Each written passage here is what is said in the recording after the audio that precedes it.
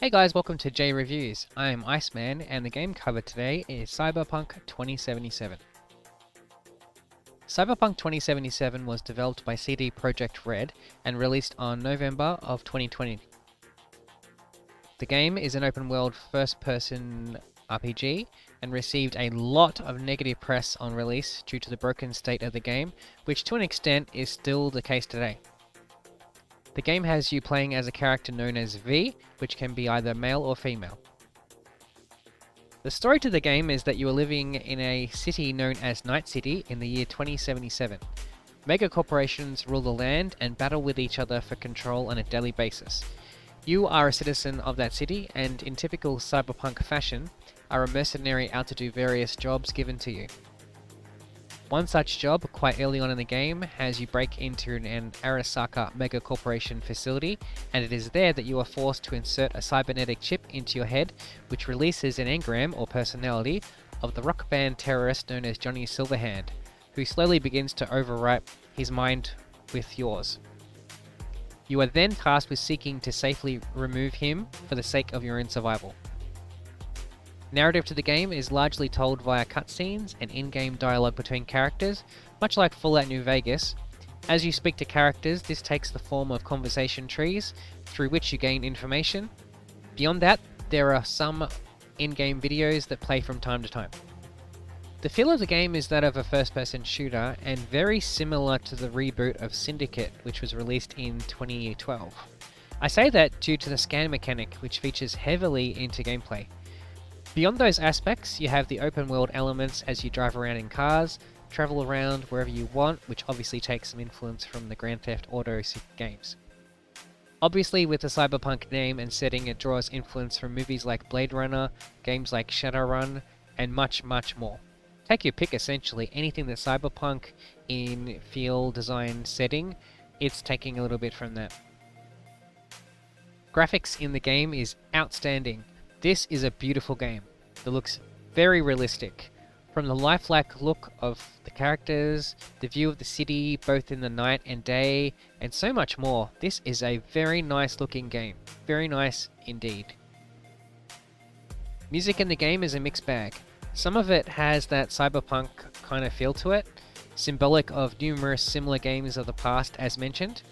In addition, you have the radio music, which varies greatly on the radio station in question, and will vary in quality depending on your own musical tastes.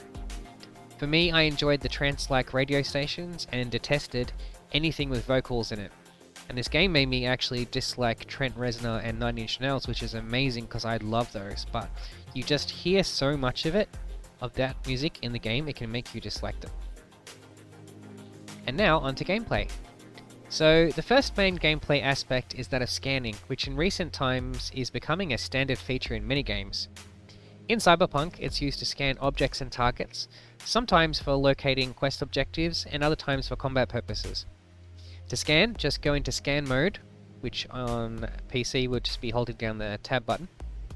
Then move the cursor over whatever you want to scan.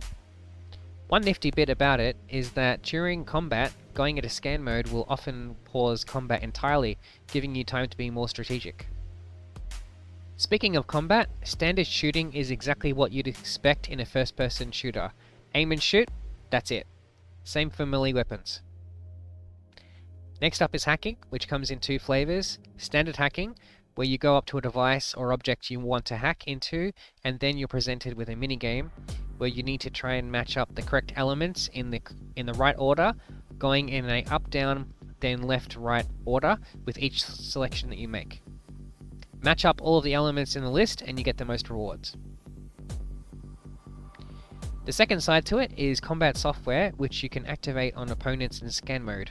These are highly useful, especially if you put points into improving them. Role-playing is next up on the gameplay list. Cyberpunk 2077 is an RPG first and foremost, considering that the video game is based off a pen and paper series, much like Shadowrun. It may look like a standard first-person shooter, but it is far from it. So starting off, you have your health and base stats. You gain experience through both combat and through the use of skill-based abilities.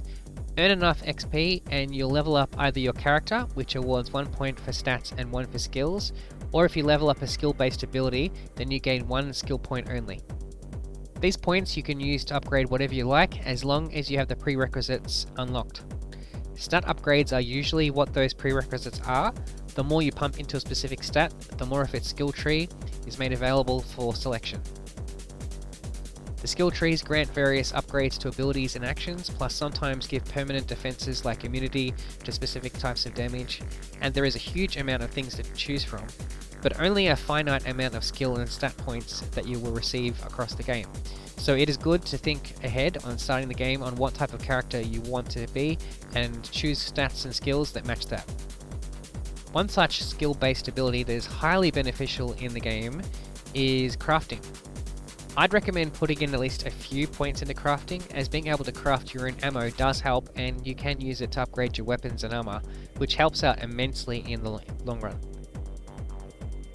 The next aspect of gameplay to discuss is choice and consequence. Throughout the game, you're going to be presented with important decisions, and those choices bring with them benefits and consequences. These can affect how you are seen by certain people, or mean the difference between a battle and a more peaceful outcome. It also plays into the next major gameplay aspect: dating. In the game, there are options for dating. So if you play your cards right, you may end up with your interest of choice, whether it be male or female. My personal favourite was Panem, but there is quite a few options in the game. With that said, however, I would have liked for there to be more options available. The choice in who you choose to be with factors too in how the end plays out, so choose wisely. Next gameplay aspect is driving. This one is pretty straightforward. If you've played any of the Grand Theft Auto games, or just racing games for that matter, get in the car and go.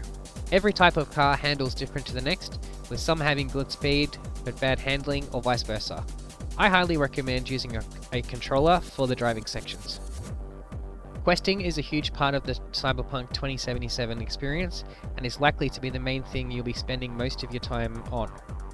As you progress through the game, you'll acquire quests, or gigs as they are called in the game, from people, and via just seeking out the symbols on your map. These vary massively in length, some short, some quite long. And they're quite varied too, with not all being the same type of gig. Last up is discussion of the side things to do in the game.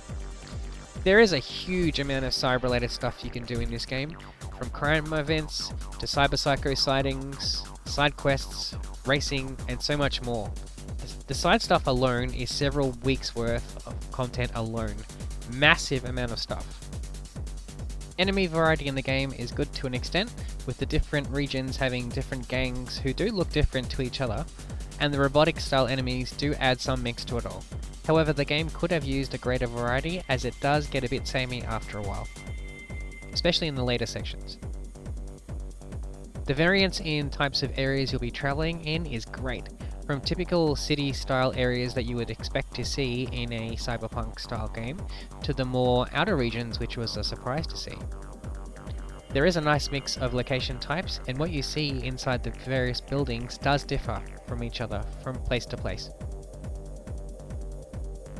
Multiplayer-wise, this is another game where there is no multiplayer, for now anyway. Multiplayer features were promised back during development, but will likely never see the light of day due to the disastrous launch of the game, and how much time has been spent fixing bugs. Speaking of bugs, holy crap, is there a lot of bugs in this game. Watch my bugs compilation for a view of all of the main ones I encountered, but holy hot damn, is there some horrible bugs in the game. Even present day, some 2 years after the game was launched. From visual style bugs of textures and objects not loading quickly enough, to holes in levels which can cause you to full on fall out of the level. This game is chock to the brim with bugs, and I have my doubts that CD Projekt Red will ever fix all of them. They're just too ingrained in the game's code. To fix all of them would take years and a lot of money. I majorly doubt that CD Projekt Red has the commitment to not give up until everything is fixed, in the same way that Hello Games was like with No Man's Sky, where in comparison, Hello Games never gave up and has made through the test of time a really damn fine good game, but only because they stayed committed. I have my doubts that CD Projekt will do the same, but CD Projekt Red, prove me wrong on this. I want to be proven wrong on this.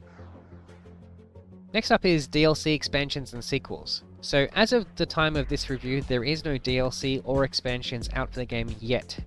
However, there is the upcoming DLC expansion Phantom Liberty, which will release sometime next year in 2023, and an unnamed sequel has been announced as well, which likely we will not be seeing for several years minimum. Overall, Cyberpunk 2077 is very much like Fallout New Vegas in that it is riddled with bugs, and yet is an absolute masterpiece, from its addictive gameplay, likable characters, and the wealth of content. If you're a fan of games set in cyberpunk-style universes, then this should be a must-play. That is if, and only if, you can look past the bugs, as there is an outstanding game here, but only if you can tolerate how broken it all is. For me, I absolutely love the game regardless, much like I did with New Vegas. And that concludes my review of Cyberpunk 2077. If you've enjoyed this video and would like to see more videos in this series, be sure to hit the subscribe button, and also just check out my channel for further videos and you'll find out what else is available. And with that, this is Iceman of JReviews signing out. Guys, have a good one.